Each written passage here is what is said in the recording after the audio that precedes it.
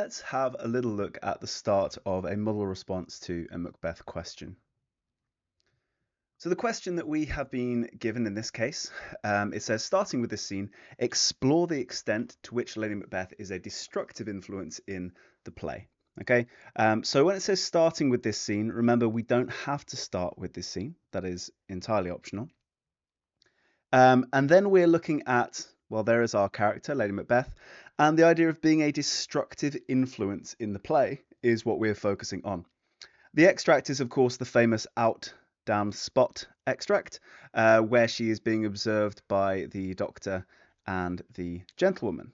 Okay, so it's worth 30 marks. So we're looking at 12 for AO1, 12 for AO2, and 6 for AO3. Note that there are no AO4 marks in this question, but that doesn't mean that we aren't going to write in an academic style. Now, annotating the extract, it's going to look something like this. Remember, this is not the approaches video. This is the model video. So I'm just showing you what a worked annotation would look like. So the annotation has been very thorough. There's some color coding that's been going on there. There's some deliberate references to AO3 to try and connect it. Then the student has gone on to think about the rest of the play, where the destructive influence can be found. And then we find the first paragraph. Now, the first paragraph, or I guess I should say the thesis, is in fact just one sentence of this first paragraph. I'm just going to highlight that first sentence just to kind of draw attention to it. And I hope that you notice that there is a lot that's being packed into this opening sentence, but it doesn't need to be an entire paragraph. All it needs to be is an opening sentence that does a couple of things. I'm going to talk you through that in just a second. Okay. So there in yellow is my thesis sentence. Now that thesis lays the foundation for the rest of the essay, and it does everything we need to do. So if we have a look at what's been done one at a time, reference to question, Lady Macbeth's destructive influence. Okay, so the question says, Lady Macbeth, destructive influence. So we're going to use that in our opening sentence. Has only its culmination in the extract. Okay, so culmination of destruction in the extract. Okay, so making reference to the extract, mentioning the extract. But we're saying it's a culmination. So we're about to link it to the rest of the play. A culmination of all the destructive energy she has exerted throughout the play. So here we have related it to the whole text. Notice how this is kind of a mini response to the whole thing, which could well be a comment by Shakespeare on what consequences are faced by those who violate the divine right of kings, as befell the conspirators in the gunpowder plot. Okay, I've explained why Shakespeare is making Lady Macbeth's destructive influence end up going inwards and destroy her at the end.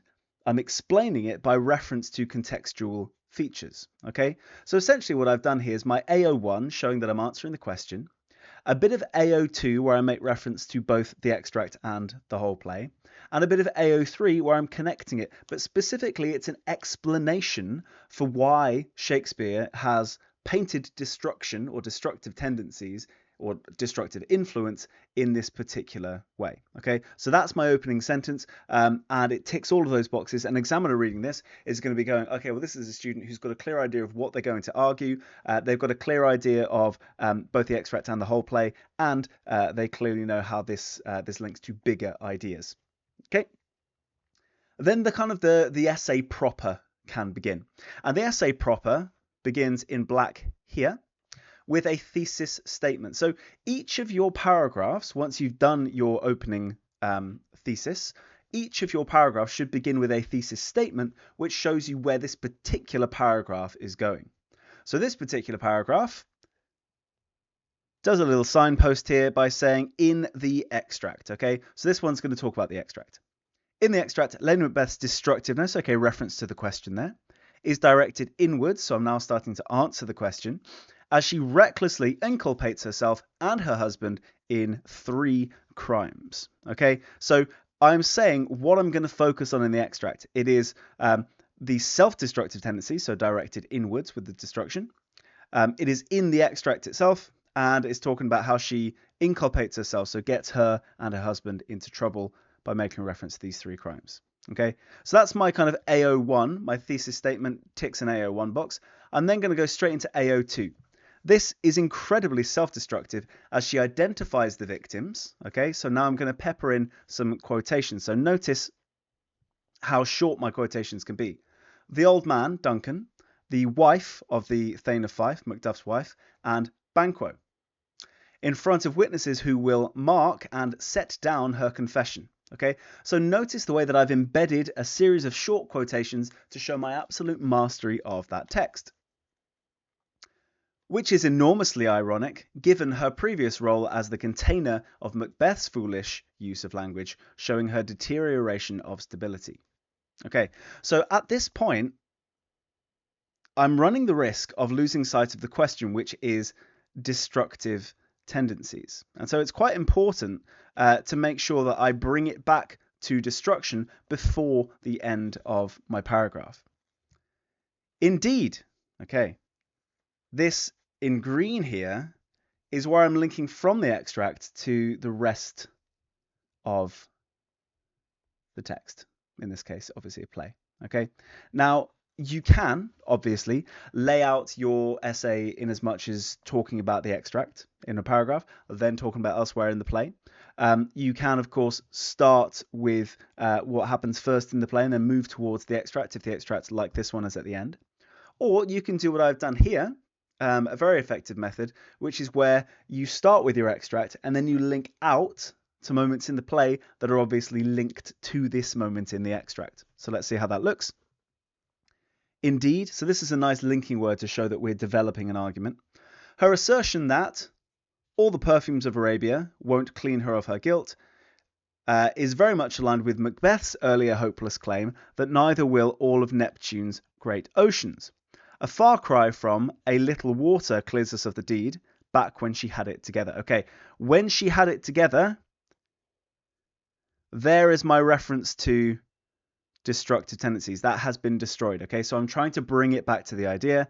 And then, just at the end, I'm going to link with a little bit of AO3. Shakespeare could be tapping into Jacobean preoccupations with gender and authority made manifest by Elizabeth I's claim to have a weak and feeble body, one incapable of supporting the responsibility of murder, as her husband now seems able to do. Okay, so there is my AO3 link, which is tied to the analysis that I've done throughout the extract. Now, the next paragraph, and obviously we're not going to do an entire essay because that would take forever, but the next paragraph, I've at least planned out for you to show where you would go with it. Okay, so I always think of my paragraphs for this question as AO1, AO2, and AO3. Rather than thinking I'm going to use Peter or Petal or whatever, I'm just going to think about the my connections to the mark scheme. So AO1, it's going to be another thesis statement to begin my paragraph, and it's going to look like this.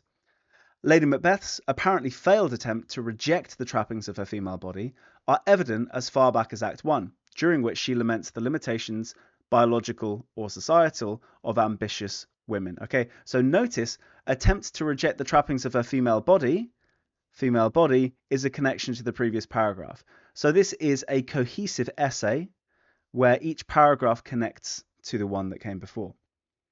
The AO2 that I would go with, I've got a lot of options here from Act 1 particularly, where Lady Macbeth talks about her female body and how that seems to limit her in terms of being a person of action. So she talks about wanting to have her milk taken for gall. So there's a mammary reference there. Unsex me here, a genital reference here. Make my blood thick, a menstrual reference there. So she is associating her female body with the inability to act as men do, with being men of action. Okay, so she has absorbed this idea that Elizabeth I suggested, which is that the body is what limits women from being able to act on any kind of violent tendencies that they have. And then I've just said Jacobean misogyny might be an AO3 connection that we could make at the end of our lovely paragraph here. Okay, the rest of our essay could go on to explore various other features of her destructive tendencies, how she destroys her husband, maybe destroys her husband's kind of confidence. We can think back to the plan that was made. So when she's manipulative, she's destructive because she is literally causing death, so regicide, that is destroying a person. So interpreting the word destructive is quite a powerful way of exploring an essay like this in depth. Okay, so that's the kind of approach that you would take to a question like this in the exam. You've got 2 sample paragraphs there. You've got your thesis statement at the start. You've got a clear sense of where you go from AO1 to AO2 to AO3, all the while holding it together with a nice academic style. At that point, you're just showing off your knowledge of the text and how well you've annotated your extract. Good stuff, you guys.